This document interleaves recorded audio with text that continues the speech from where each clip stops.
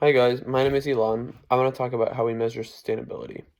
Something that's very important to think about when we try to define what sustainable development is and how it works.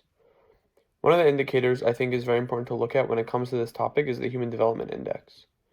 This index is a composite index based on three main factors: life expectancy, education, and per capita income.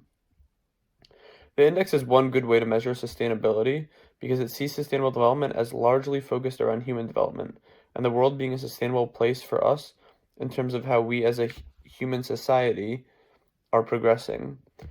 This doesn't mean that factors relating to the environment aren't important, but rather that we can use many indicators to observe sustainable development, and this is one important one. The index is based on the human development approach, which is based around the notion of people being able to be or do desirable things in life. Along with this notion is the idea of freedom of choice and how much agency human beings have to continue to foster progress based on how much access they have to resources that will allow them to continue improving and making the world more sustainable. It is important to note that oftentimes there are many problems with these indicators, and there are no shortage of issues when it comes to the Human Development Index.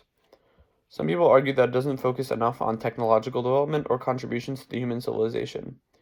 In line with that, people often argue that the ranking is not built from a perspective that is global enough, focusing specifically and only on national level performance. Another fair argument is that it is very hard to accurately measure some of these complex statistics, and so it is possible to have many errors in the data. Ultimately, there are many changes that can be made to the Human Development Index, but it is a good starting point, in my opinion, to start thinking about how we can evaluate sustainable development from different angles, and I think, in general, continuing to think about concrete measures that will allow us to better implement tangible change in the future.